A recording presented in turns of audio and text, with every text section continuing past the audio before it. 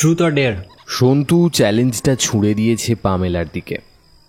সবুজ বোতলটা বনবন শব্দে ঘুরে থেমেছে পামেলার দিকে মুখ করে। পামেলা এক মুহূর্ত ইতস্তত করল, তারপর আলগা হাসি নিয়ে বলল, ট্রুথ।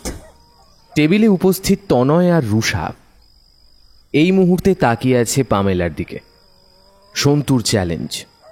বেশ, তাহলে বল, লাস্ট কবে তনয়ের সাথে বেড শেয়ার করেছিস? তনয় একটু গুটিয়ে গেল যেন। পামেলা একবার রুষার দিকে আর চোখে তাকালো। সন্তু হাসতে হাসতে বলল, ট্রুথ অপশন নিয়েছো মামনি, একদম গাজা মারা চলবে না।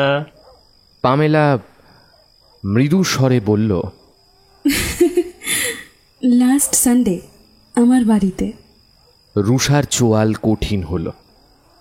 তনয়ও কিছুটা অপ্রস্তুত বোধ করল। সন্তু বোতলটা আবারও ঘোরালো। বনবন শব্দে ঘুরে এবার সেটা থামল রুষার দিকে মুখ করে। সন্তু চ্যালেঞ্জ দিল, truth or dare? Santu, Pamela, Tanay তিনজনেই জানে রুষা ডেয়ার অপশন নেবে না কোনোভাবেই।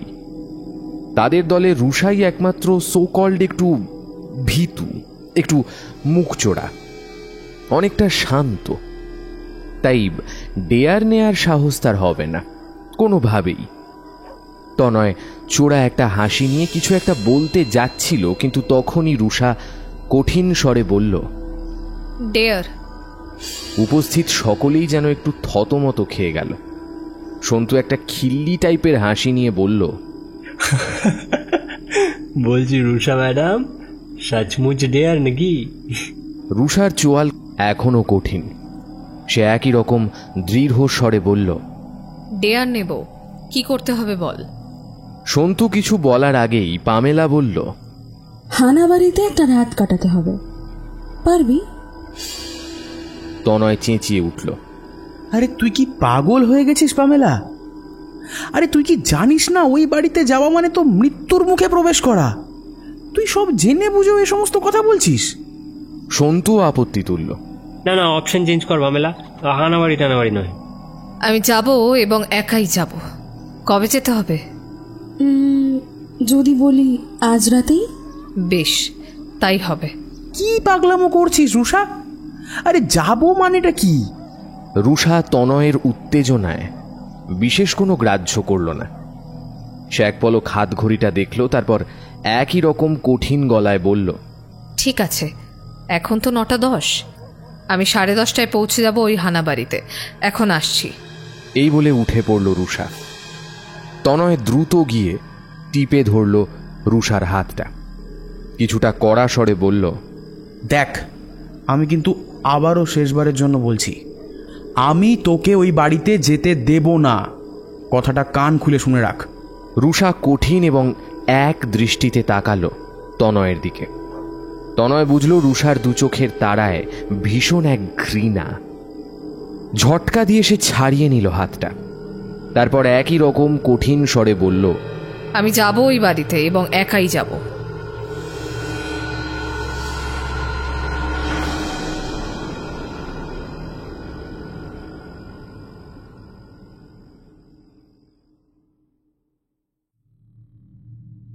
নমস্কার শ্রোতা বন্ধুরা, তোমরা শুনছো হানাবাড়ি অফিসিয়াল, আর আমি ঋদ্ধি রয়েছি তোমাদের সঙ্গে।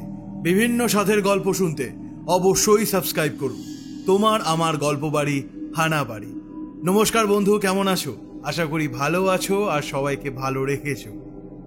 অনেকদিন পরে ফিরে এলাম তোমাদের কাছে এক ভয়ঙ্কর ভৌতিক গল্প নিয়ে। আজকের গল্প লেখক শ্রী হেমন্ত দত্তের কলমে, হানাবাড়ির হায়না। আজকের গল্প পাঠে সায়ন্তন। চলো আর দেরি না করে গল্পের পরবর্তী অংশ শুনে নেওয়া যাক। গল্পটি শেষ পর্যন্ত শোনার অনুরোধ রইল।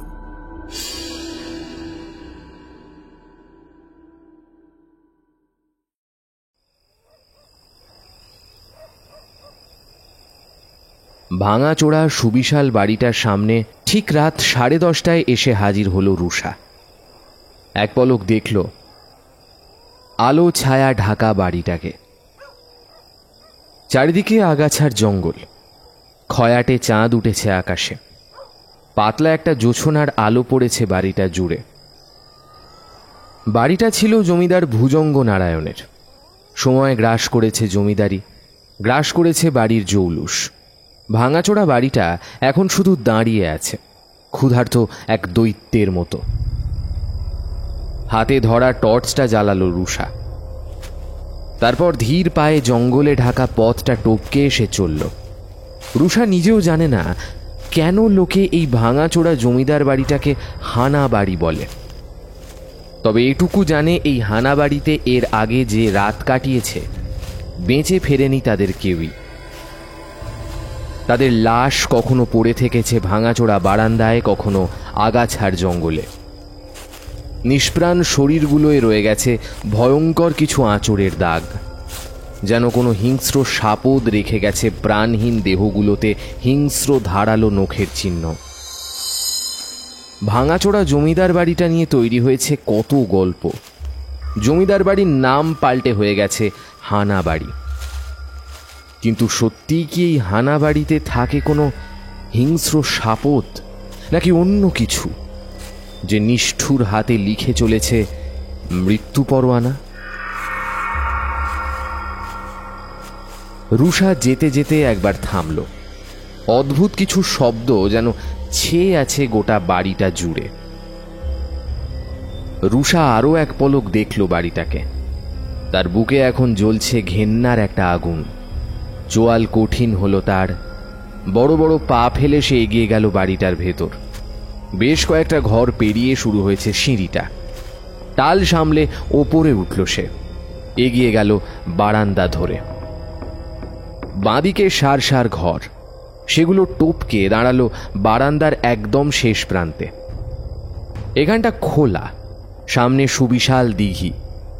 এক দৃষ্টিতে কিছুক্ষণ তাকিয়ে রইল রুষা দিঘির টলটলে কালো জলের দিকে। চাপা একটা কষ্ট শ্বাস হয়ে মিশে গেল বাতাসে, ঘুরতে গেল। আর ঠিক তখনই হিংস্র কোনো পশুর গড়গড়ে আওয়াজটা কানে এসে লাগলো তার।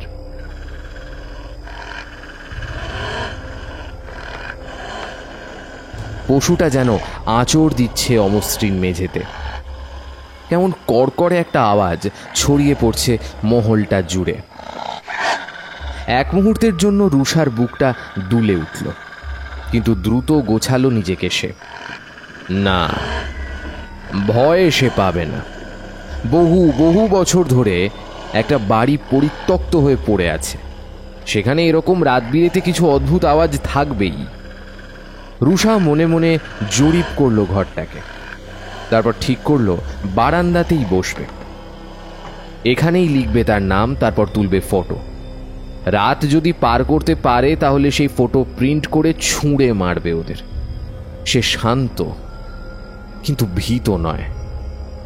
আর ওই তনয়, না, তার কথা এখন আর ভাববে না সে। তার সাথে অন্য হিসেব আছে।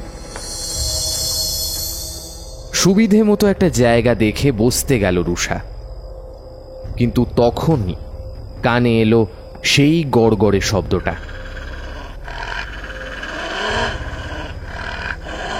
সাথে অমসৃণ ভূমিতলে আঁচড়ের কর্কশ শব্দটাও। আবারও রুষার বুকটা ধক করে উঠল। চোয়াল কঠিন হলো মুহূর্তে। বিড়বিড় করে সে বলল, সত্যিই কি কোনো হিংস্র সাপদ বাস করে এখানে? তাই কি? টর্চটা জ্বালালো। শব্দের উৎসটা লক্ষ্য করে এগিয়ে চলল সে। কিছুটা যেতেই পায়ে শক্ত একটা অনুভূতি হতে দেখল একটা লোহার রড। তুলে নিল সেটা। নিজের মনেই বলল, অস্ত্র হিসেবে এটা থাক। মন বলছে কিছু একটা তো আছেই ওই হানাবাড়িতে। আবারও ধীর পায়ে সে এগিয়ে চলল। আওয়াজটা আসছে নিচে থেকে। অতি সন্তর্পণে সে নিচে নামল। টর্চের আলোটা ফেলল চতুর্দিকে। না, কোথাও কিচ্ছু নেই। এক মুহূর্ত স্থির হয়ে দাঁড়ালো। শুনতে চেষ্টা করলো কোনো শব্দ শোনা যায় কিনা। ভাঙাচোরা বাড়ির ভুতুরে কিছু শব্দ ছাড়া আর কোনো শব্দ সে শুনতে পেল না। ফিরতে গেল। আর তখনই টর্চের আলোয় দৃশ্যটা দেখে থমকে গেল রুষা। ধীর পায়ে এগিয়ে গেল সে। টর্চের আলোয় দেখল মেঝেতে পড়ে আছে ফেনা ওঠা লালা রস। কোনো ক্ষুধার্থ সাপদের হামুক থেকে যে লালা ঝরে পড়ে একদম সেরকমই। রুষার শিরদাঁড়া দিয়ে হিমশীতল একটা অনুভূতি খেলে গেল। উদ্ভ্রান্তের মতো এদিক ওদিক তাকালো সে। বুঝল তার বুকটা অজানা কোনো আশঙ্কায় ঢিপ ঢিপ করছে। কি করবে না করবে বুঝতে পারল না সে। ঠিক তখনই ফোনটা বেজে উঠল ঝনঝন করে। নামটা দেখেই মাথায় আগুনটা জ্বলে উঠল। তনয়। দাঁত চেপে রিসিভ করলো ফোনটা। ঝাঁজ নিয়ে বলল, কি হলো? কি কি বলছিস? তুই কি সত্যি ওখানে গেছিস নাকি? সত্যি মিথ্যের কি আছে? Are you mad? তুই এক্ষুনি এখান থেকে চলে আয়। সরি। মানে আমি রাত এখানেই কাটাবো। আরে পাগলামো করিস না রুষা। আরে আমার কথা শোন। ফোনটা রাখ। রুষা শোন, আমি জানি তুই পামেলার কথা শুনে রেগে আছিস, কিন্তু বিশ্বাস কর আমি সেদিন গিয়েছিলাম, বাট... ফোনটা কেটে দিল রুষা। বুকের আগুনটা যেন ছড়িয়ে পড়ছে তার গোটা শরীর জুড়ে। গনগনে রাগটা নিয়ে জায়গাটা ছেড়ে আবার আগের জায়গায় ফিরে এলো সে। লোহার রডটা ধরে থাকলো শক্ত মুঠোয়। তার মন বলছে কোনো ক্ষুধার্ত শেয়াল বাসা বেঁধেছে এই পরিত্যক্ত জমিদার বাড়িতে। এর আগে যারা দুর্ঘটনাক্রমে মারা গেছে তাদের দেহের ওই আঁচড়গুলো খুব সম্ভবত ওই ক্ষুধার্ত শেয়ালেরই। লোকে সেটাকেই গল্প বানাতে বানাতে এই পর্যায়ে নিয়ে গেছে। নিজের মনেই আলতো হাসল রুষা। টর্চের আলোয় খুঁজল ভাঙা ইটের টুকরো। পড়ে থাকা টুকরোগুলো থেকে তুলে নিল একটা। পলেস্তারা খসে পড়া দেওয়ালে খসখস করে লিখল, I am on first floor corridor, 1050 Rusha. ফোনটা নিয়ে একটা ছবি তুলল।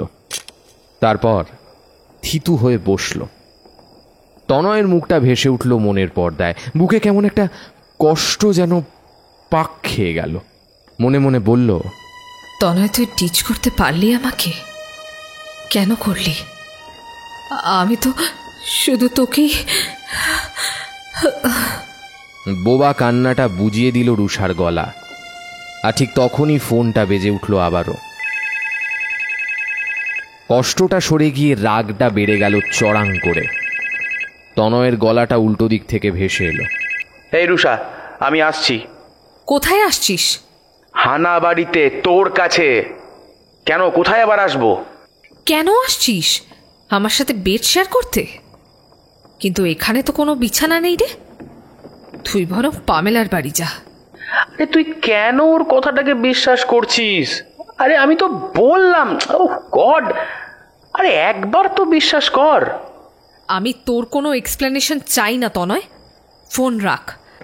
আর এখানে যদি তুই আসিস আমি তোকে খুন করে ফেলবো বলে দিলাম। ফোনটা কট করে কেটে দিল রুষা। প্রচন্ড একটা রাগ নাক দিয়ে শ্বাস হয়ে বেরিয়ে আসছে। চোখ বুজে রইল সে। ফোনটা আবারও বাজছে। আবারও তনয় ফোন করছে। ফোনটাকে ভীষণ রাগে সুইচ অফ করে দিল।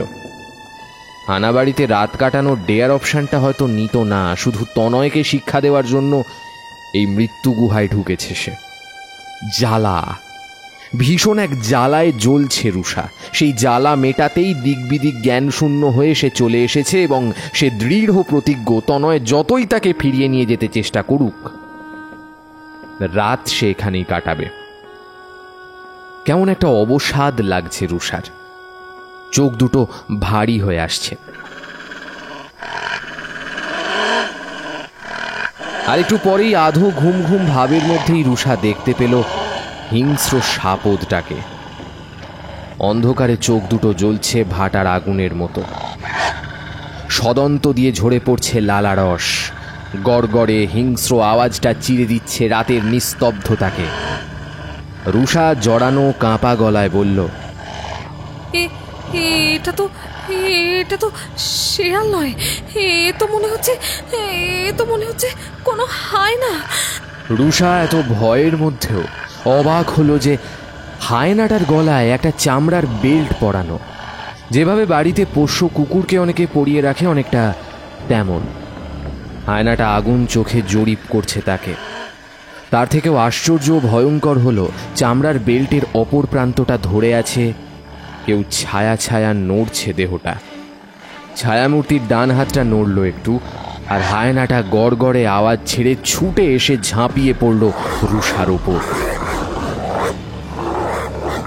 ধারালো দাঁত বসে গেল গলায়, রক্ত ছলকে পড়ল, আর রুষা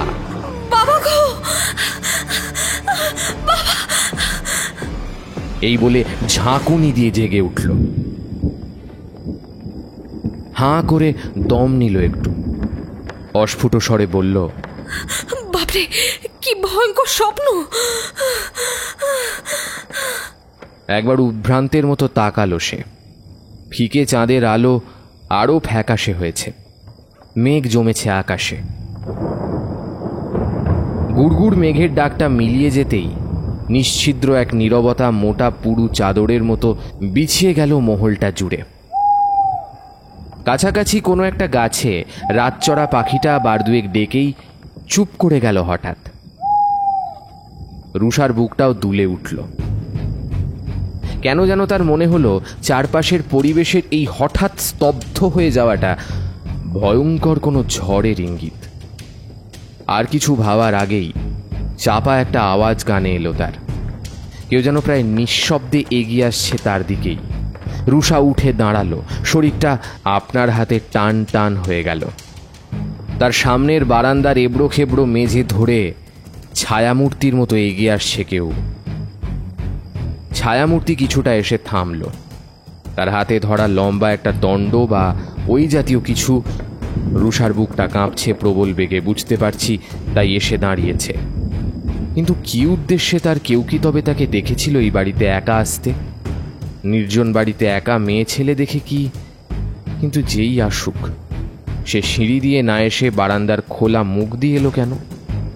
রুষা নিঃশব্দে ঝুঁকল, পড়ে থাকার আড্ডা তুলে নিল শক্ত মুঠোয়। আর ঠিক তখনই কড়কড় শব্দে বাজ পড়ল। বিদ্যুতের ঝলকানিতে এক মুহূর্তের জন্য দৃশ্যমান হলো ছায়ামূর্তি। ক্রুদ্ধ দৃষ্টিতে তাকিয়ে আছে তার দিকে।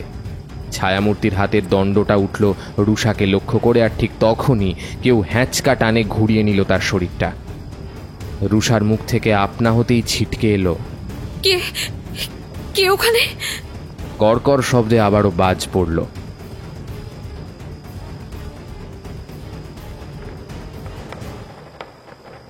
বিদ্যুতের আলোয় দৃশ্যমান হলো মুখটা। রুষা ভীষণ অবাক হয়ে জিজ্ঞেস করল, এ কি তুই? পামেলা হাসল দুলে দুলে। হ্যাঁ রে, আমি ফোনে ট্রাই করলাম, দেখলাম সুইচ অফ, তাই চলে এলাম। ভাবলাম তুই সত্যি এসেছিস কিনা সেটা একবার নিজের চোখে যাচাই করে যায়। বুঝেছি, ভেবেছিলি রুষা একটা ডরপোক মাল, পারবে না। ফর ইয়োর কাইন্ড ইনফরমেশন, আমি হানা বাড়ির দেয়ালে নিজের নাম টাইম সব লিখে রেখেছি, এই দেখ। এই বলে রুষা টর্চের আলোটা ফেলল দেওয়ালের সেই অংশে যেখানে কিছুমাত্র আগেই সে লিখেছে তার নাম। কিন্তু দেওয়ালে আলো পড়তেই থমকে গেল রুষা। টর্চ ধরা হাতটা কেঁপে গেল প্রবলভাবে। দৃশ্যটা দেখে কেঁপে উঠছে পামেলার বুকটাও। চোখ বড় বড় করে সেও তাকিয়ে আছে দেওয়ালের দিকে। একটু আগে রুষার দেওয়ালে লেখাটার উপর টকটকে লাল রক্তের দাগ, রক্তটা টাটকা। পামেলা উদ্ভ্রান্তের মতো এক দৃষ্টি নিয়ে তাকালো রুষার দিকে, কাঁপা স্বরে বলল, এটার মানে কি রুষা? দেওয়ালে তোর নামের উপর এভাবে রক্ত ছিটালো কে? রুষা এক মুহূর্ত স্থির দৃষ্টিতে তাকালো পামেলার দিকে, তারপর দেওয়াল বরাবর টর্চের আলো ফেলে এগিয়ে চলল। পামেলা কঠিন মুখে অনুসরণ করল তাকে, কাঁপা কাঁপা স্বরে বলল, এই রুষা, কি করছিস? দেখছি আর কোনো নাম লেখা আছে কিনা। যদি থাকে কি হবে তখন? রুষা কিছু একটা বলতে গিয়েও থেমে গেল। থেমে গেছে তার টর্চের আলোটাও। কাটা কাটা স্বরে সে বলে, আই অ্যাম টমাস অ্যাট হানাবাড়ি। নামের ওপর ছিটিয়ে আছে কালচে রক্তের দাগ। পায়েল কাঁপা স্বরে বলল, পুরো নাম টমাস এডিসন, পেশায় রিপোর্টার। মাস তিনেক আগে হানাবাড়িতে রাত কাটাতে এসেছিল। তার কাঁটা ছেঁড়া দেহটা পড়েছিল নিচের বাগানে। ক্যামেরাটাও ভেঙে টুকরো হয়ে গিয়েছিল। এসবই আরও ডিটেলসে কয়েকটা নিউজ চ্যানেল কভার করেছিল তখন। বুঝেছি। পায়েল চেপে ধরল রুষার হাতটা, কাঁপা স্বরে বলল, রুষা, চল এখান থেকে পালাই। আমি তখন ঝোঁকের বসে আসলে। তুই যা, তোকে তনয়কে জবাবদিহি করতে হবে। ইনফ্যাক্ট এখানে রাত কাটানোর দায় তোরও নয়। আমি সকাল হলেই ফিরবো, তার আগে নয়। আমি তো বলছি তখন ট্রুথ অপশনে যেটা বলেছিলাম সেটা সবটা সত্যি নয়। হ্যাঁ, এটা সত্যি যে আমি সেদিন তনয়কে আমাদের বাড়ি ডেকেছিলাম বটে, কিন্তু সে। কড়কড় শব্দে আবারও বাজ পড়ল, আর পামেলার শেষ কথাটাও চাপা পড়ে গেল সেই শব্দে। কিন্তু বিদ্যুতের ঝলকানিতে যে দৃশ্য চোখে পড়ল তাতে যেন পাথর হয়ে গেল পামেলা এবং রুষা দুজনেই। দেওয়ালে যেখানে রুষার নামটা লেখা, ঠিক তার পাশে কেউ লিখেছে পামেলার নাম। তবে নামটা ইটের দাগের নয়, তাজা রক্ত দিয়ে লেখা। পামেলার কণ্ঠনালীটা একবার দুলে উঠল ওপর নিচে।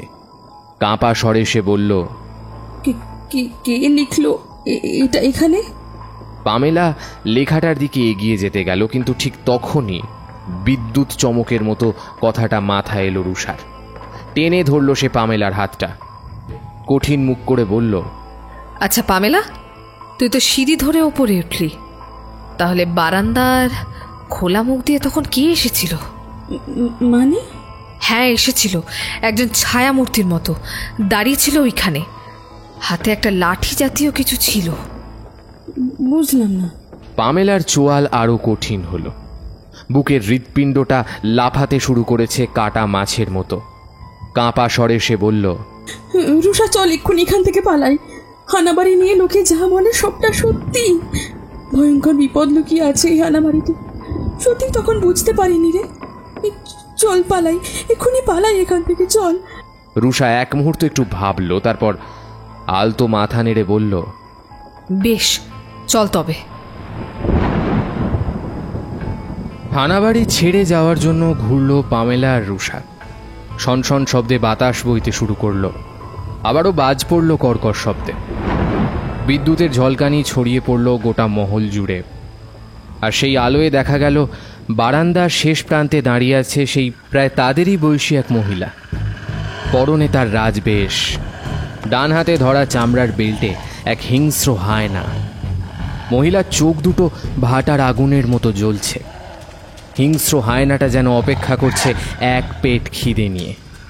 রুষা বুঝে গেছে একটু আগে ক্লান্তির ঘোরে এই রকম একটা হায়নাকেই সে দেখেছিল।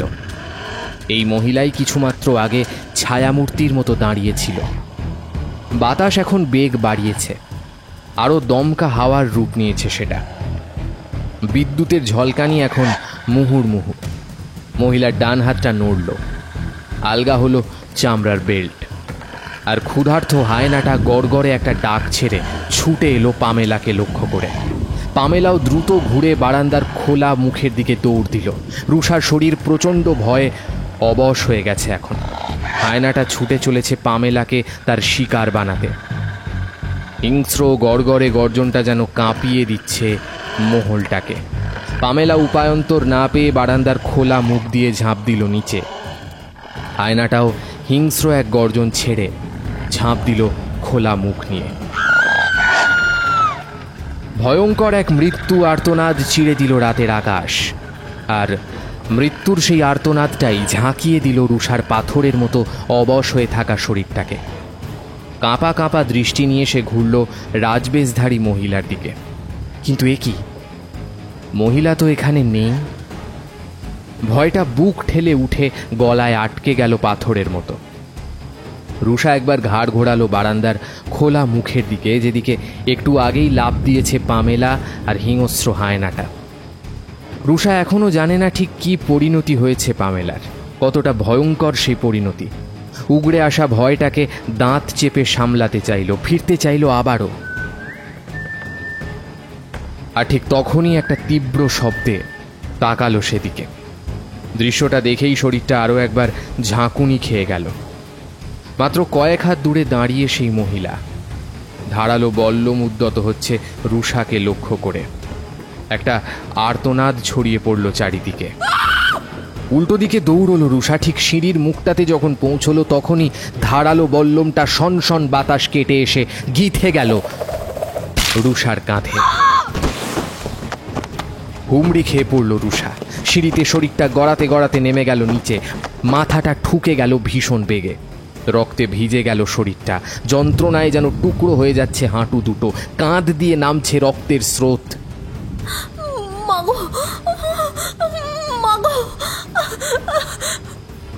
যন্ত্রণায় গুটিয়ে যাচ্ছে শরীরটা, তবু কোনো রকমে উঠে দাঁড়ালো সে। অস্ফুট স্বরে বলল, পালাতে হবে, এক্ষুনি পালাতে হবে, পালাতে হবে এখান থেকে। এই বলে সে দৌড়তে লাগলো। আর ঠিক তখনই গড়গড়ে হিংস্র গর্জনটা থামিয়ে দিল তাকে। ক্ষুধার্ত হায়নাটা আটকেছে তার পথ। সদন্ত থেকে একইভাবে ঝরছে লালা রস। হিংস্র হায়নাটা এগিয়ে আসছে তাকে লক্ষ্য করে। রুষা উল্টো দিকে ঘুরে দৌড়তে শুরু করলো। আর একটু পরেই কিছুতে পা আটকে হুমড়ি খেয়ে পড়ে গেল সশব্দে। কর্কর শব্দে বাজ পড়ল। বিদ্যুতের আলোয় দেখতে পেল পামেলার শরীরটা। মাথাটা থেঁতলে গেছে, চোখ দুটো ভয়ঙ্করভাবে বেরিয়ে এসেছে কোটর থেকে। গালের একপাশের মাংস খুবলে খেয়ে নেওয়া হয়েছে। থকথকে রক্ত গড়িয়ে নামছে সেখান থেকে। রুষা শরীরটা তুলল হ্যাঁচকা টানে। প্রচণ্ড ভয়ে শরীরটা অবশ হয়ে গেল তার। হাউ হাউ করে কেঁদে উঠল সে। একবার উদ্ভ্রান্তের মতো এদিক ওদিক তাকালো। ভীত চোখে খুঁজতে চাইল হায়নাটাকে। দৃষ্টিগোচর হলো না তেমন কিছুই। ধীর পায়ে সে এগিয়ে চলল। শরীর আর পারছে না।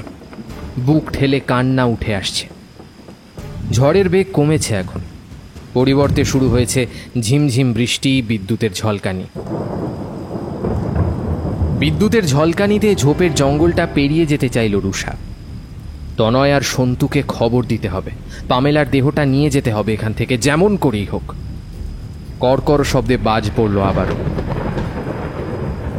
আবার সেই আলোয় দৃশ্যমান হলো সেই রাজবেশধারী মহিলা। দাঁড়িয়ে আছে মাত্র হাত কয়েক দূরে। হাতে ধরা চামড়ার বেল্ট। ক্ষুধার্ত হায়নাটা আঁচড় টানছে, যেন ছাড়া পেতে চাইছে বাঁধন থেকে। রুষা কাঁপা কাঁপা স্বরে জিজ্ঞেস করল, কে কে তুমি? প্রচণ্ড এক অট্টহাস্য মেয়েটার গলা চিরে বেরিয়ে এলো।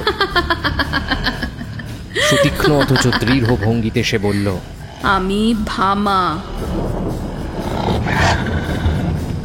মহিলার হাতের মুঠো উন্মুক্ত হলো আর হায়নাটা বিদ্যুৎ বেগে ঝাঁপিয়ে পড়ল রুষার ওপর। রুষা হাত তুলে বাধা দিতে চাইল।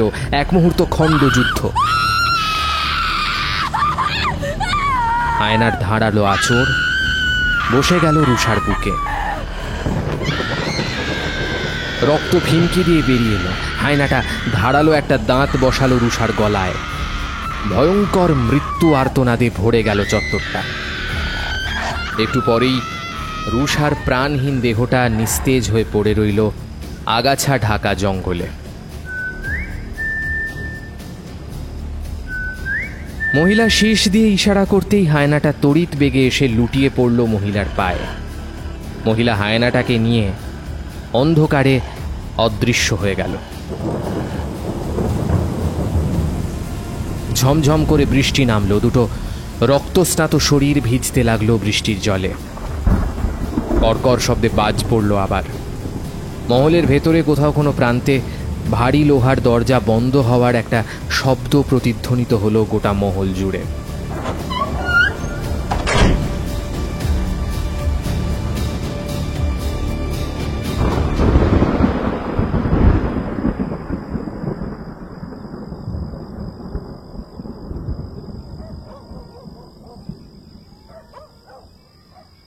সন্ধে গড়াতেই বাড়িটার সামনে হাজির হলো তনয়।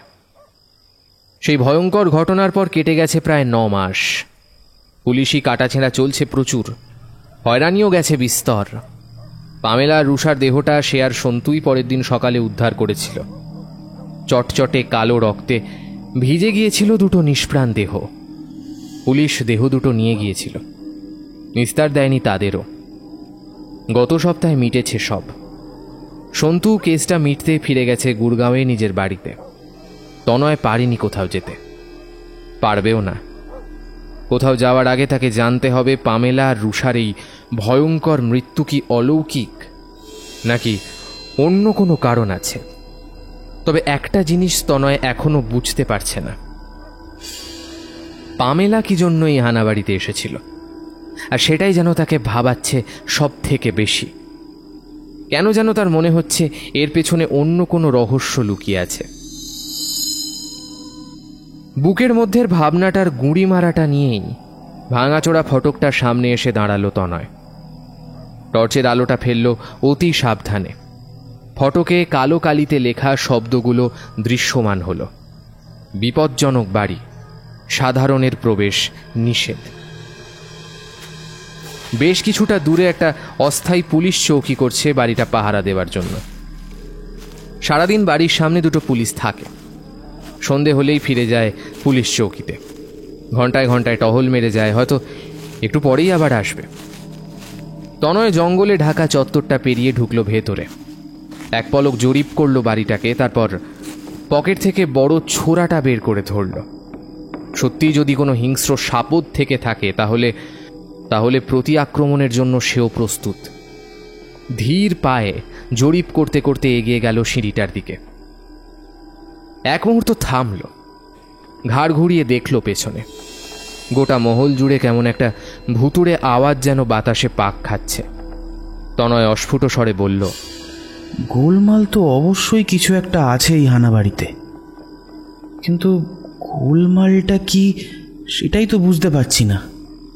শরীরটা টান টান করে সিঁড়ি ধরে ওপরে উঠল তনয়। টর্চের আলো ফেলে এগিয়ে চলল। পলেস্তারা খসে পড়া দেওয়ালে নাম আর তার উপরে ছড়িয়ে ছিটিয়ে থাকা রক্তের দাগগুলো নাড়িয়ে দিল তনয়কে। চোয়াল কঠিন করে এগিয়ে চলল সে। থেমে গেল সেই জায়গায় এসে যেখানে দেওয়ালে লেখা রুষার নামটা জলজল করছে।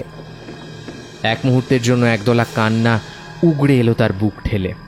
রুষা, রুষা, হায় সরি, রুষা, রুষা, হাই হ্যাম। চোখ দুটো চিকচিক করে উঠল জলের বিন্দু নিয়ে। একটু পরেই নিজেকে শক্ত করল সে। বুঝতে চেষ্টা করল পামেলার নামটা ঠিক কোথায় লেখা আছে, কিন্তু দেওয়ালে কোথাও সেই নাম দেখা গেল না। তনয় অস্ফুট স্বরে বলল, পামেলা আর রুষা প্রায় একই সময় তো মারা গেছে। হ্যাঁ, তাও তো একইভাবে। তাহলে পামেলার নাম দেওয়ালে নেই কেন? মনের ধোঁয়াশাটা আরো বেড়ে গেল। কঠিন মুখ করেই সে এগিয়ে চলল সামনের দিকে। এসে থামল বারান্দার খোলা মুখটার সামনে। টর্চের আলোটা ফেলল নিচে। আগাছার জঙ্গল এখন আরো বড়, আরো ঘন। এখানেই পড়েছিল পামেলার খুবলে খাওয়া দেহটা। টর্চের আলোটা ঘুরিয়ে ফিরিয়ে ফেলল সামনে। সুবিশাল দিঘি, কালো জল টলটল করছে। টর্চের মুখটা ঘোরাতে গিয়েও থেমে গেল তনয়। দিঘির জলে কোনো এক মহিলা অবগাহন করেছে।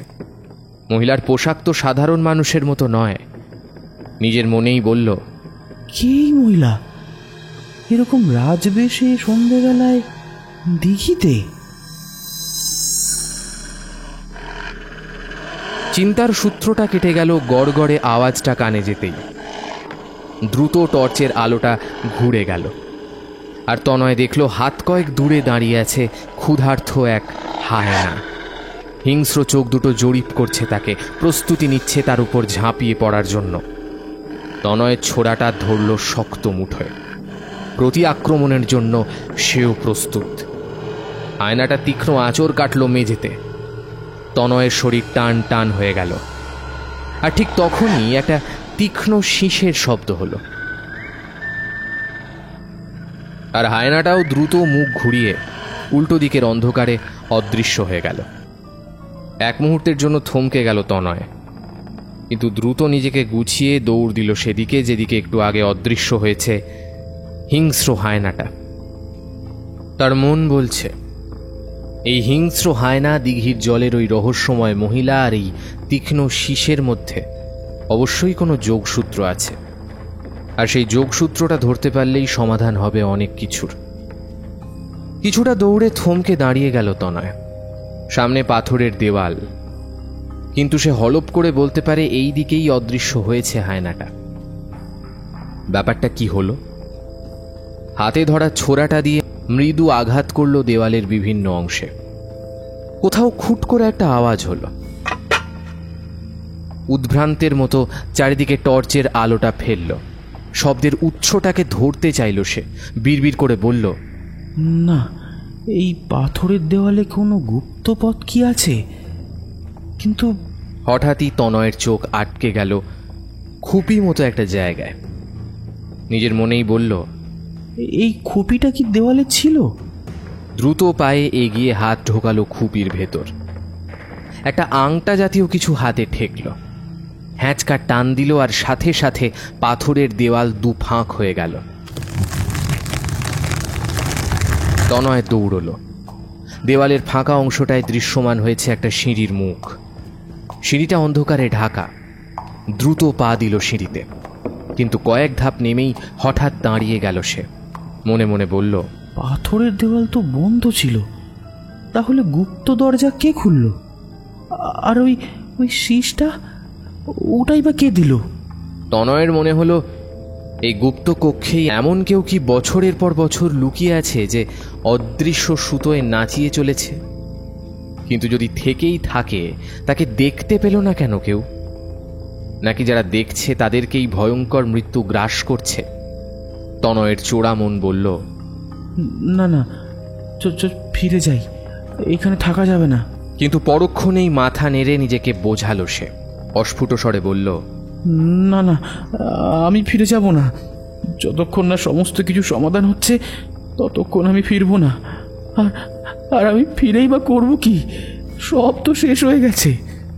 এক মুহূর্তের জন্য রুষার মুখটা মনে পড়ে গেল। কত বড় একটা ভুল ধারণা নিয়ে সে চলে গেল চিরদিনের জন্য।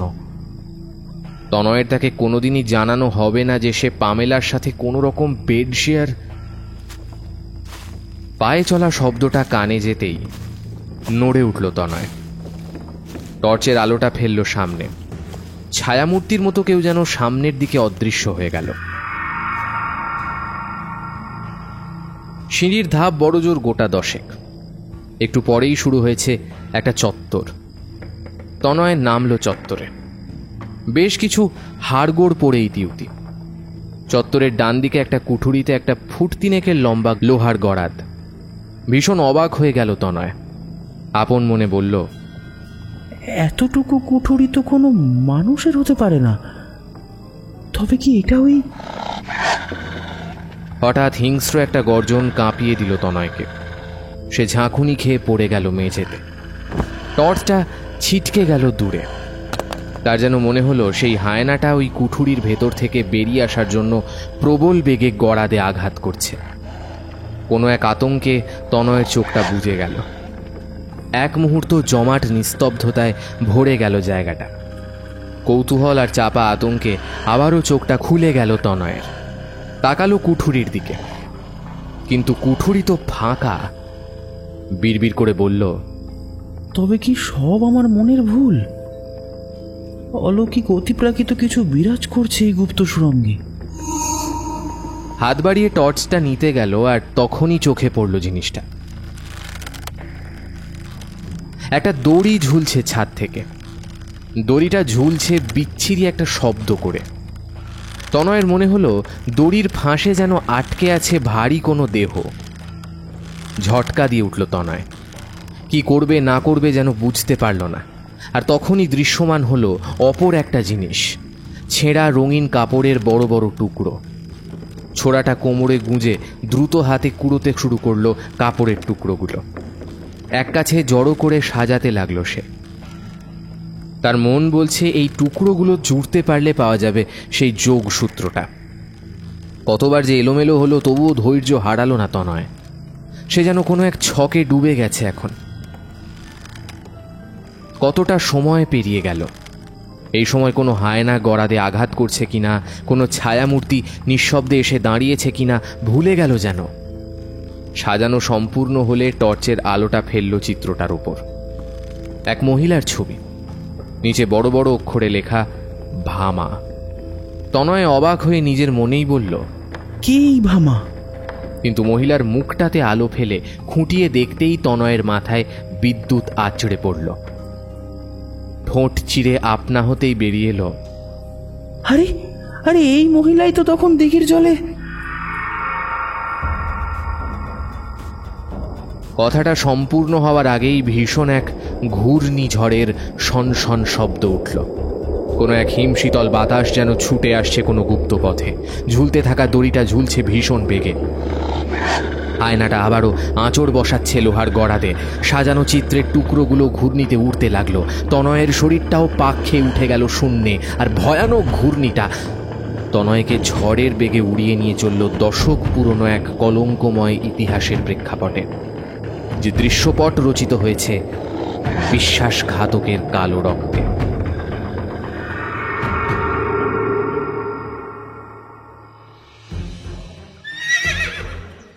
ভুজঙ্গ নারায়ণ ঘোড়া ছুটিয়ে চলেছে। মৃগয়ার আনন্দ ফিকে হয়ে গেছে হঠাৎ অতর্কিত এই আক্রমণে। সঙ্গী সাথীরা ছত্রভঙ্গ হয়ে গেছে একটু আগে। আক্রমণকারীর দলটা এখন তার দিকেই ছুটে আসছে। ভুজঙ্গ ভীতু নয়, কিন্তু একাকী একটা দলের সাথে লড়তে যাওয়া মানে সাক্ষাৎ মৃত্যুকে আলিঙ্গন করা। হই হই শব্দটা এগিয়ে আসছে আরও। ভুজঙ্গের কি হলো কে জানে, টেনে ধরল ঘোড়ার জিনটা। ঘোড়াটাও একটা আওয়াজ ছেড়ে দাঁড়িয়ে গেল। ভুজঙ্গ ঘোরালো ঘোড়ার মুখ। দোনালা বন্দুকটা গর্জে উঠল বার কয়েক আক্রমণকারীদের লক্ষ্য করে। বেশ কয়েকটা মৃত্যু, আর্তনাদ আর জঙ্গলে দেহ ছিটকে পড়ার শব্দ শোনা গেল। তারপরেই সব চুপ। ভুজঙ্গ বন্দুকে টোটা ভরে আরও একটু অপেক্ষা করল। না, আর কারোর এগিয়ে আসার শব্দ নেই। ভুজঙ্গের টান টান শরীরটা শিথিল হলো। নাক দিয়ে বেরোলো স্বস্তির এক নিঃশ্বাস।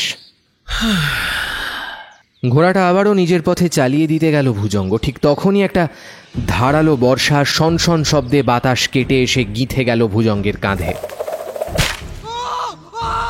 দেহটা ঘোড়া থেকে ছিটকে পড়ল সশব্দে, আর সাথে সাথে মোটা দড়ির একটা জাল বিছিয়ে গেল ভুজঙ্গের দেহের ওপর।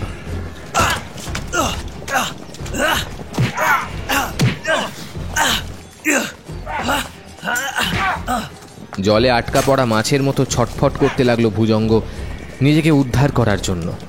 আর তখনই দেখতে পেল ছায়ামূর্তির মতো এগিয়ে আসা দলটাকে। দলের প্রধানকে চিনতে অসুবিধা হলো না ভুজঙ্গর। নিকটবর্তী জমিদার বল্লভ নারায়ণের সেনাপতি। বেশ কয়েক বছর ধরেই চলছে শত্রুতা। আজ সুযোগ পেয়ে কাবু করেছে তাকে। ভুজঙ্গ ঝটকা দিয়ে উঠতে চাইল, কিন্তু তার আগেই বন্দুকের কুন্দটা সজোরে আঘাত করল ভুজঙ্গের কাঁধে। দেহটা আবারও ঝাঁকুনি খেয়ে পড়ে গেল। আক্রমণকারীদের দলটা হল্লা তুলে এগিয়ে আসছে ভুজঙ্গের দিকে। ভুজঙ্গ বুঝল আর কোনো উপায় নেই, মৃত্যু অনিবার্য। আর ঠিক তখনই কোনো অদৃশ্য জায়গা থেকে এক ঝাঁক তীর এসে গিঁথে গেল আক্রমণকারীদের দেহে। একটা তীক্ষ্ণ শীষের আওয়াজ, সাথে হিংস্র গড়গড়ে গর্জন। ভুজঙ্গের চোখ দুটো ধোঁয়া ধোঁয়া হয়ে গেল। চেতনা হারিয়ে লুটিয়ে পড়ল জঙ্গলের মাটিতে। আর সেই অবস্থাতেই দেখল একটা বছর 22-23-এর মহিলা এগিয়ে আসছে তার দিকে। হাতে তার উদ্যত ধনুক। কিন্তু চেতন হারানোর মুহূর্তেও যেটা ভুজঙ্গকে নাড়িয়ে দিয়ে গেল, মেয়েটার সাথে পাল্লা দিয়ে এগিয়ে আসছে একটা হিংস্র হায়না। মেয়েটা কিছু বলতে বলতে হাত বাড়িয়েছে তার দিকে। ভুজঙ্গ হাতটা তুলল, কিন্তু সেটা মেয়েটার হাত ছোঁয়ার আগেই সশব্দে পড়ে গেল মাটিতে। পুরোপুরি চেতনা হারিয়ে ফেলল। যখন চেতনা ফিরল, সন্ধে হয়ে গেছে। একটা ঝাপসা আলোর আভা লাগছে ভুজঙ্গের চোখে। সে উঠে বসল। তাকিয়ে দেখল কুলুঙ্গিতে জ্বলছে মাটির পিদিম। লালচে আলো ছড়িয়ে পড়েছে ছোট ঘরটায়। একটু দূরে বসে আছে একজন পেটাই চেহারার লোক। জুলজুলে এক দৃষ্টি নিয়ে দেখছে ভুজঙ্গকে। ভুজঙ্গ মনে মনে বলল, এই লোকটা কে? আমি বা কোথায়? একটু পরেই নুপুরের রিনঝিন শব্দটা কানে এসে লাগলো ভুজঙ্গর। আরও একটু পরে দেখা গেল সেই মেয়েটাকে, হাতে বাটি জাতীয় কিছু। মেয়েটা ঢুকতেই লোকটা উঠে পড়ল, চাপা স্বরে কিছু কথা বলল দুজনে, তারপর বেরিয়ে গেল ঘর ছেড়ে। মেয়েটি বাটিটা এগিয়ে দিল ভুজঙ্গের দিকে, মৃদু নরম স্বরে বলল, এটা খেয়ে নিন, শরীরটা তাজা লাগবে। বাধ্য ছেলের মতো বাটির পানীয়টা এক চুমুকে শেষ করল। এমন ঝাঁঝালো একটা গন্ধ, কিন্তু পানীয়টা পেটে পড়তেই শরীরের আড়ষ্ট ভাবটা চলে গেল।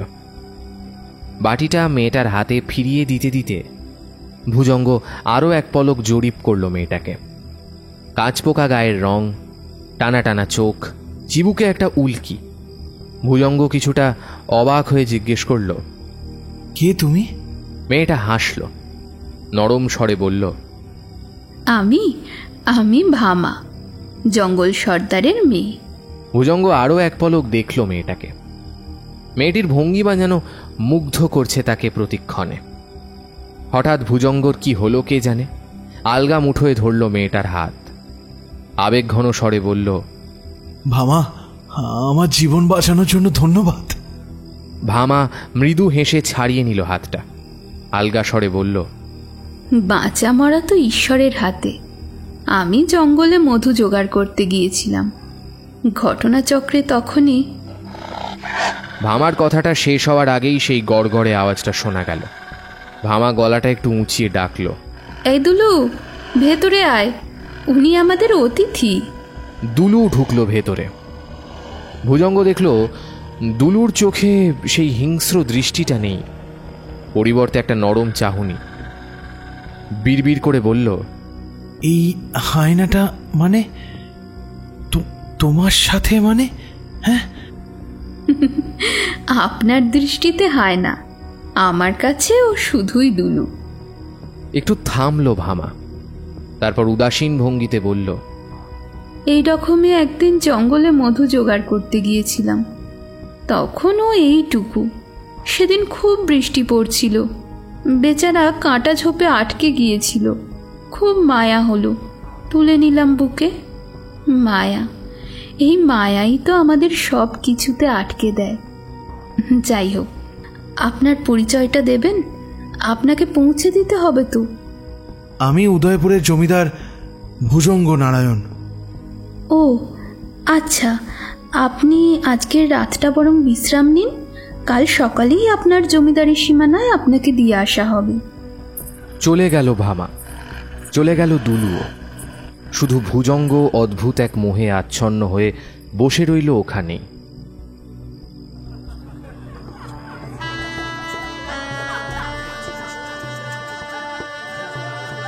জমিদার বাড়িটা সেজে উঠেছে আলোয়, সানাইয়ের সুর ভেসে বেড়াচ্ছে মহল জুড়ে, ভিয়েন বসেছে লোকজনের কোলাহল। দূর দূর গাঁ পর্যন্ত ঢেরা পিটিয়ে জমিদার ভুজঙ্গ নারায়ণের দ্বিতীয় বিবাহের অনুষ্ঠানের আমন্ত্রণ জানানো হয়েছে। একটু পরেই খবর এলো ওরা আসছে। হই হই রবটা বেড়ে গেল দ্বিগুণ। অন্তঃপুরে মেয়েদের ব্যস্ততা উঠে গেল তুঙ্গে। বাদ্যির আওয়াজ শোনা গেল, ওই ওই তো আসছে ভুজঙ্গ নারায়ণ ঘোড়ায় চড়ে। পেছনের ডুলিতে নববধূ। মহলের বিশাল ফটকটার সামনে এসে নামল ডুলিটা। বেরিয়ে এলো নববধূ। উপস্থিত লোকগুলোর মধ্যে চাপা গুঞ্জন শোনা গেল। বাদ্যির আওয়াজে চাপা পড়ে গেল গুঞ্জন। জমিদার বাড়ির বউ নিজে এসেছে নববধূকে বরণ করতে। পরনে তার লাল গরদের শাড়ি, কপালে চাঁদের মতো বড় লাল টিপ। সযত্নে বরণ করল সে নববধূকে। আলতো নাড়া দিয়ে বলল, কিরে, সই হবি আমার নাকি সতীন কাটা?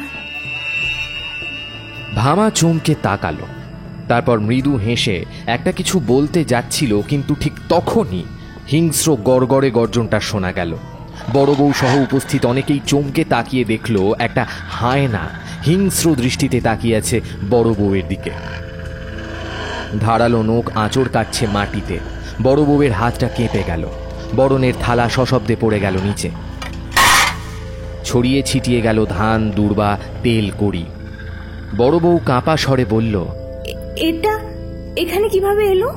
ভামা কিছু বলার আগেই ভুজঙ্গ মৃদু হেসে বলল, ও দুলু, ভামার বাবা বিবাহের যৌতুক হিসেবে ওটা দিয়েছেন। এই বলে ভামার দিকে তাকিয়ে একটা চোখে মটকা দিল। ভামার ঠোঁটেও খেলে গেল মৃদু হাসি। বড় বউ চুপ করে গেল যেন। শুধু হায়নাটার চোখে তখনও খেলে যেতে লাগলো একটা তীক্ষ্ণ দৃষ্টি। সেই দৃষ্টি ভীষণ হিংস্র, ভীষণ ভয়ঙ্কর।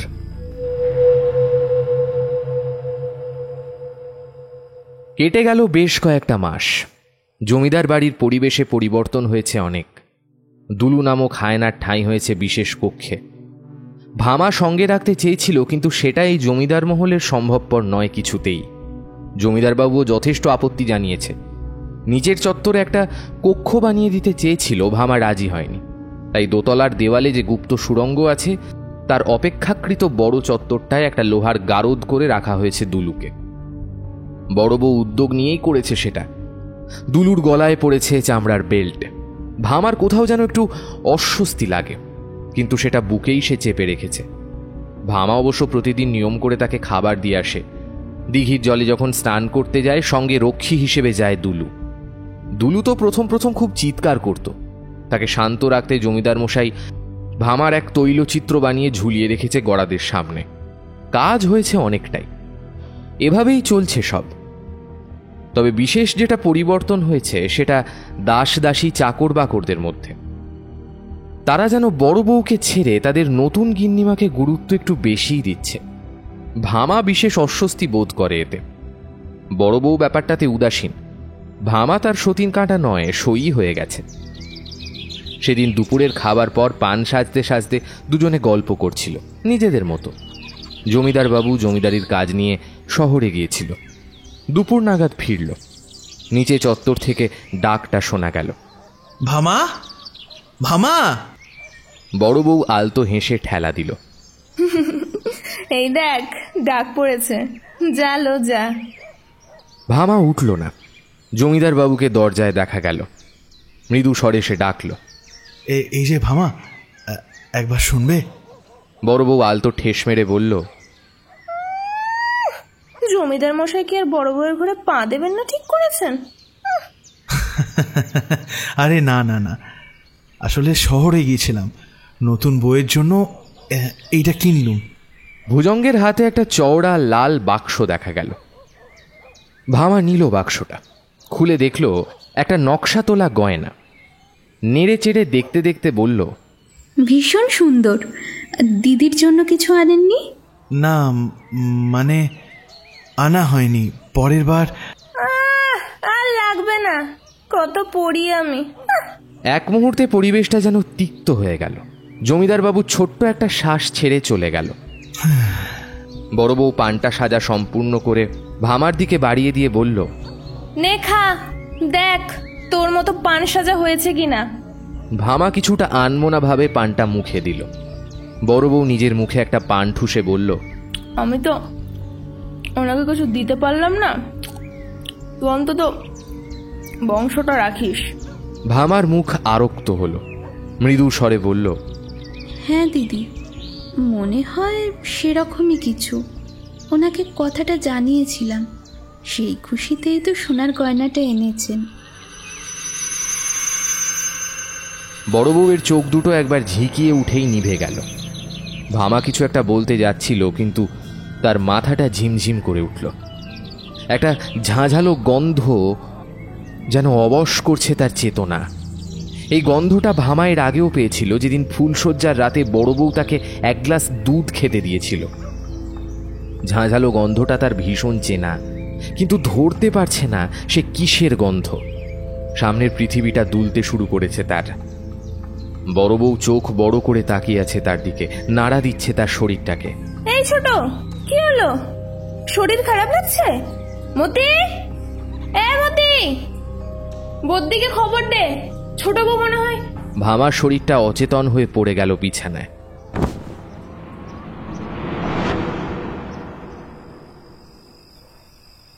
সপ্তাহখানেক বাদের ঘটনা।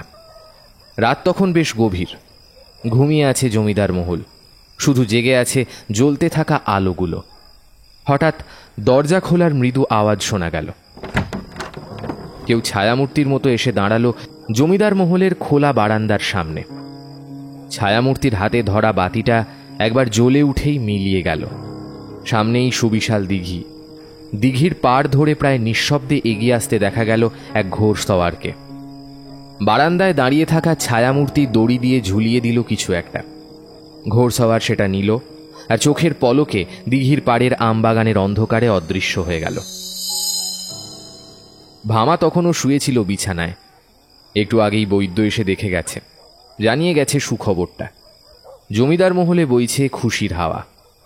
ভুজঙ্গ নারায়ণ উপচে পড়ছে খুশিতে। বড় বউ ব্যস্ত হয়ে গেছে ভীষণ। এবার অন্যরকম ব্যস্ততা।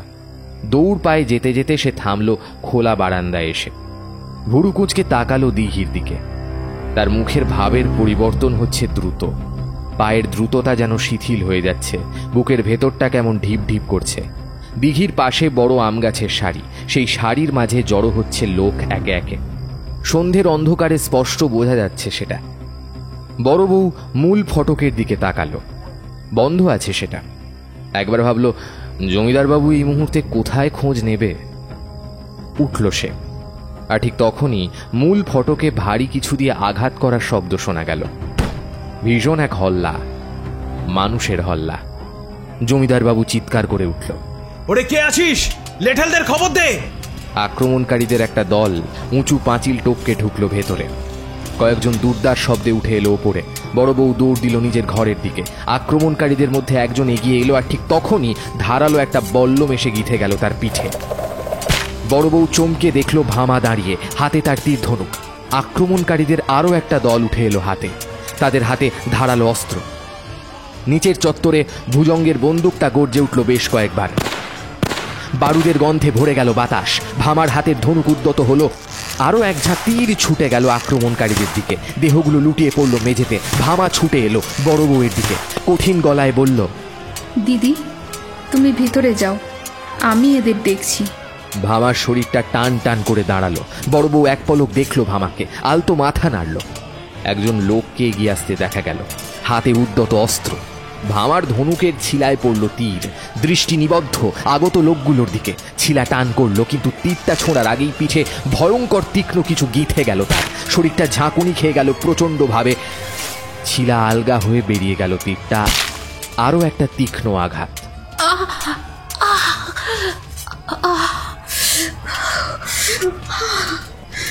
ভামার শরীরটা পড়ে গেল মেঝেতে।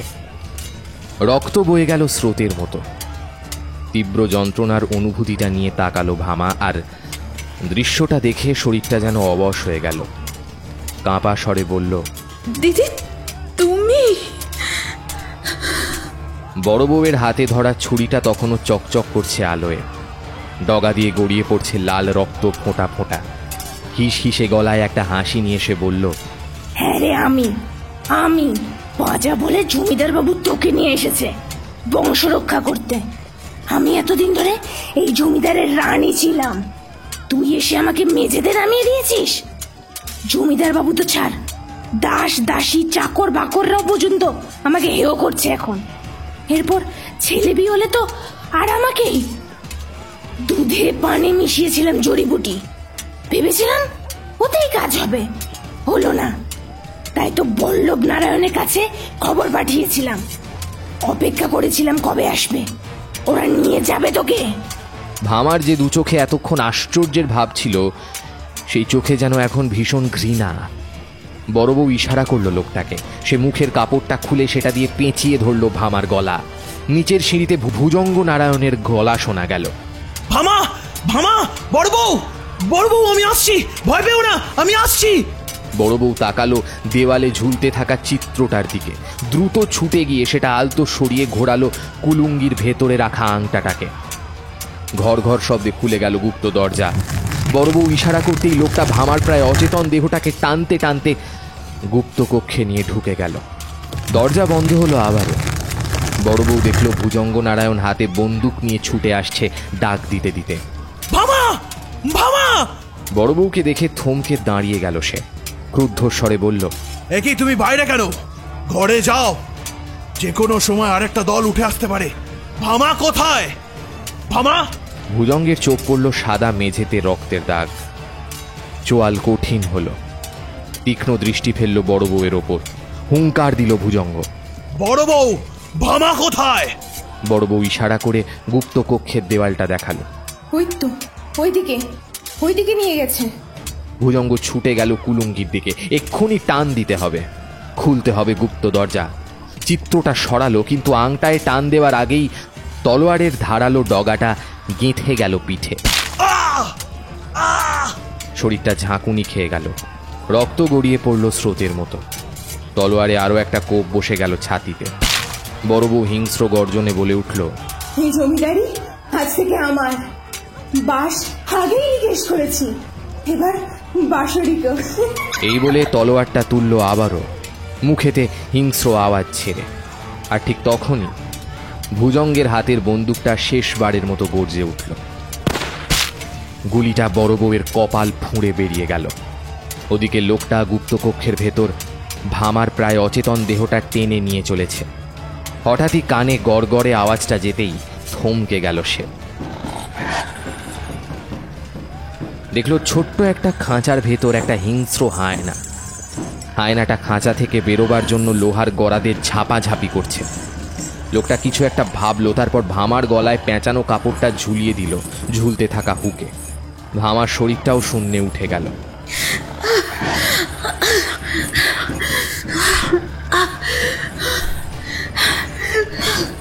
আর ঠিক তখনই সেই অবস্থাতে ভামা চকিতে লোকটার কোমরে গোঁজার ছোড়াটা নিয়ে চালিয়ে দিল লোকটার গলা লক্ষ্য করে। কণ্ঠনালীটা দুফাঁক হয়ে গেল, আর লোকটা গলাটা চেপে ধরে লুটিয়ে পড়ল মেঝেতে। ভামার শরীরটাও সশব্দে পড়ে গেল পাথরে মেঝেতে। মাথাটা ঠুকে গেল সজোরে, থেঁতলে গেল ডান দিকটা। গোটা শরীর ভিজে যাচ্ছে রক্তে, যন্ত্রণায় কুঁকড়ে যাচ্ছে দেহটা। চোখ দুটো ধোঁয়া ধোঁয়া হয়ে চোখ বুজে আসছে। হায়নাটা একই রকম গড়গড়ে আওয়াজ তুলে ঝাঁপিয়ে পড়ছে লোহার গড়াতে। ভামা ধোঁয়া ধোঁয়া চোখেও দেখে অবাক হয়ে গেল দুলুর গলার চামড়ার বেল্টটাকেও শক্ত হাতে বেঁধে রেখেছে। অপর দিকের দেওয়ালের আংটায় মৃদু আওয়াজ করে একটা হাসি বেরিয়ে এলো তার। বিড়বিড় করে বলল, বুঝেছি, অনেক আগে থেকেই বড় বউ এই পরিকল্পনা করেছে। তাই তুলু তোকেও আটকে রেখেছে এভাবে। কিন্তু আমি আসছি রে দুলু, তোকে বাঁধন মুক্ত করতে আমি আসছি। পালা এখান থেকে, না হলে ওই ডাইনি তোকেও মেরে ফেলবে। শরীরটা টেনে তুলতে গেল, পারল না।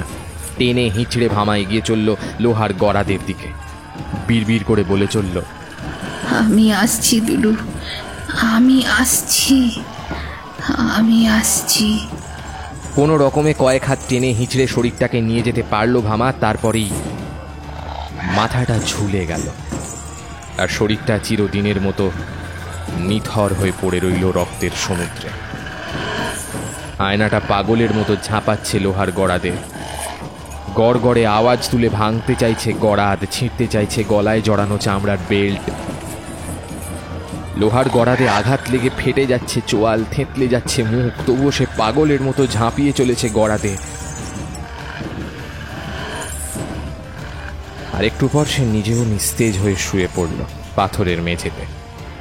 মুখ ফেটে গড়িয়ে পড়ল রক্ত, আর সেই রক্তে মিশে গেল অসহায় দুলুর চোখ থেকে নীরবে ঝরে পড়া জলের বিন্দুগুলো।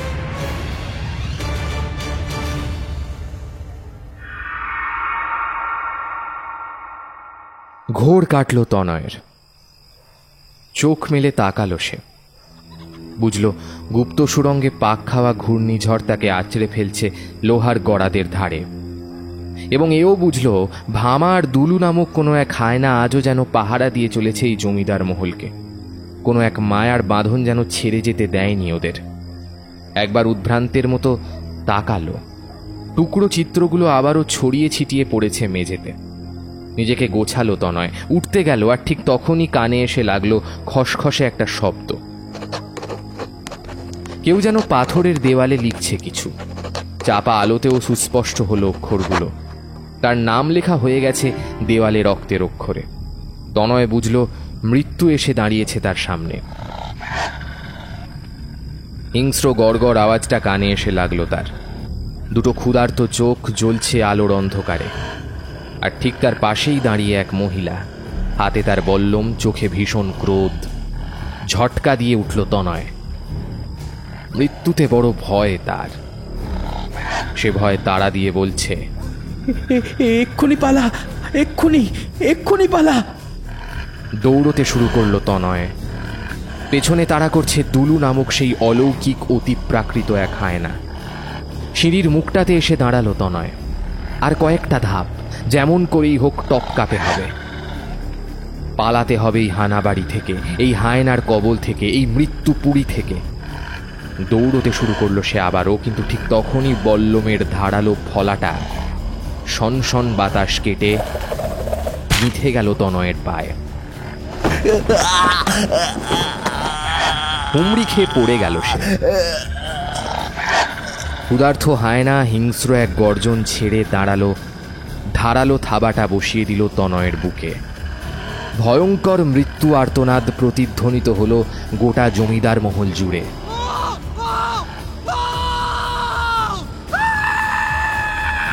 আর একটু পরেই একটা লোহার ভারী দরজা বন্ধ হল ভয়ঙ্কর প্রতিধ্বনি তুলে।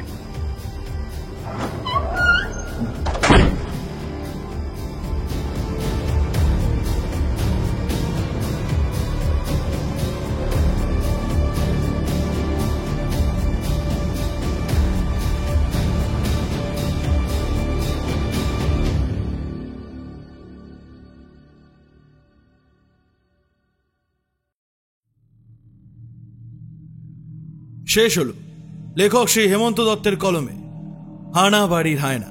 আজকে গল্প পাঠে ফিকি ফ্রাইডে স্টোরিজ, ফিকশন হান্ট, কথা এবং হানাবাড়ি অফিসিয়াল থেকে সায়ন্তন, অন্যান্য চরিত্রে রেল অফ টেলস থেকে দেবস্মিতা, সোনিয়া, শুধু গল্পের জন্য এবং স্কেয়ার এলিভেটর থেকে বিপুল, হরস্কো অফিসিয়াল এবং হানাবাড়ি অফিসিয়াল থেকে রুভিনা, অব্যক্ত অডিও স্টোরি চ্যানেল থেকে রমাকান্ত, ইতি মৌপিয়া থেকে মৌপিয়া এবং আমি ঋদ্ধি।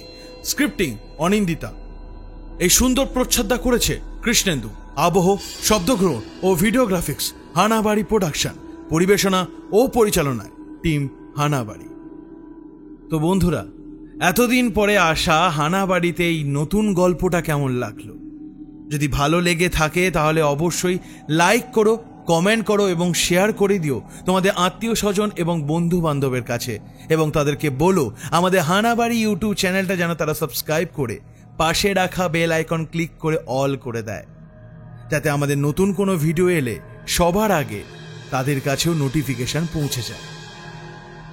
হ্যাঁ, আমরা জানি কদিন আমরা গল্প আনতে পারিনি, যার জন্য তোমরা অনেকে মেসেজ করেছো, মেল করেছো। আমরা সত্যি তোমাদের কাছে কৃতজ্ঞ যে তোমরা এতটা আমাদের ভালোবাসো, এতটা আশীর্বাদ করো। এইভাবেই পাশে থেকো বন্ধু। হ্যাঁ, মানছি যে আমাদের একটু প্রবলেম চলছিল। যাই হোক, তোমাদের সবার ভালোবাসায়, তোমাদের সবার আশীর্বাদে সমস্যাগুলোকে সব কাটিয়ে আবার চলে এলাম তোমাদের সামনে। কথা দিচ্ছি এরপর আরো নতুন নতুন ধরনের প্রজেক্ট নিয়ে এসে তোমাদেরকে উপহার দেব, কারণ হানাবাড়ি বার্থডে সেলিব্রেশন কিন্তু এখনো হয়নি। তাই এই হানাবাড়ি বার্থডে সেলিব্রেশন উপলক্ষে তোমাদের জন্য তোমাদের সবার প্রিয় লেখক আকাশ গুহর কলমে নিশিবাদ্য এক ভয়ঙ্কর ভৌতিক জিনের গল্প আসতে চলেছে খুব তাড়াতাড়ি। এর সম্পূর্ণ ডিটেলস পেতে গেলে হানাবাড়িকে অবশ্যই সাবস্ক্রাইব করতে হবে এবং আমাদের ফেসবুক পেজটাও ফলো করে রাখতে হবে। তাহলে বন্ধু, আজ এই পর্যন্তই। দেখা হচ্ছে পরবর্তী গল্পে। ততদিন ভালো থেকো, সুস্থ থেকো, হানাবাড়ি পাশে থেকো আর ভয়ে থেকো। শুভরাত্রি।